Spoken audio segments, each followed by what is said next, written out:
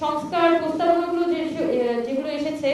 11টি সংস্কার কমিশনের, সেগুলো নিয়ে প্রপার বিশ্লেষণ হওয়া এবং সেগুলো নিয়ে প্রপার ডায়ালগের আমরা একদমই অভাব দেখছি। সেই জায়গায় যে নাগরিক কোয়ালিশন এসে এই উদ্যোগটা নিয়েছে এবং সংস্কার ভাবনা এবং রাষ্ট্রকে পুশ করা, রাজনৈতিক সংগঠনগুলোকে এনগেজ করা, সকলের কাছে পৌঁছানোর যে উদ্যোগটি গ্রহণ করেছে সেটাকে আমি বিশেষভাবে সাধুবাদ জানাতে চাই এবং সময় উপযোগী উদ্যোগ হিসেবেই মনে করি। আমি খুব বেশি কথা বলবো না, এতটুকুই বলবো যে আমরা জুলাই আগস্টে যে অভ্যুত্থান দেখেছিলাম সেই অভ্যুত্থানে জনগণ আসলে আমাদের রাষ্ট্রের তো একটা ক্যাপাসিটি থাকে, জনগণ আসলে রাষ্ট্রকে ছাপিয়ে চলে গিয়েছিল এবং রাষ্ট্রের ক্যাপাসিটিকে ছাড়িয়ে আমরা ছাত্র জনতা বহুদূর চলে গেছি। তো আস্তে আস্তে আস্তে কিন্তু আমরা আমাদের নিজেদেরকে ওই যে থাকে না আসমান থেকে জমিনে নিয়ে আসছি,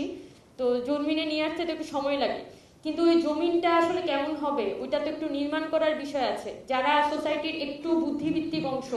যারা জানেন যে কোনটার ক্যাজুয়ালিটিটা কেমন, তাদেরকে আসলে উদ্যোগটা নিতে হবে, তাদেরকে দায়িত্বটা নিতে হবে। এবং আমাদের এটাই কথা যে আমরা ছাত্ররা গত জুলাই মাসে এত রক্তপাতের মধ্য দিয়ে চেয়েছিলাম যে এই ধরনের স্বৈরাচারী ব্যবস্থা, এই ধরনের ফ্যাসিবাদী ব্যবস্থা কোনোভাবেই যাতে এই দেশের কায়েম হওয়ার সুযোগ না হয়। তো কোনো পরিবর্তনই যদি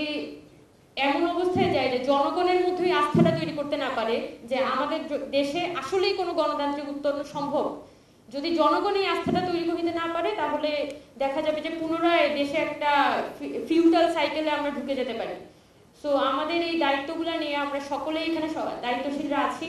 আমাদের এই দায়িত্বটা নিয়ে জনগণের সাথে কানেক্ট হওয়া, তাদের আকাঙ্ক্ষাগুলোকে যেমন স্টেজে তুলে আনতে হবে, তেমনি নতুন পলিসি এবং জনগণের প্রয়োজনীয় পলিসিগুলো যাতে মাঠ পর্যায়ে, সরকারি পর্যায়ে বাস্তবায়িত হতে পারে, সেই উদ্যোগগুলো আমাদেরকে নিতে হবে।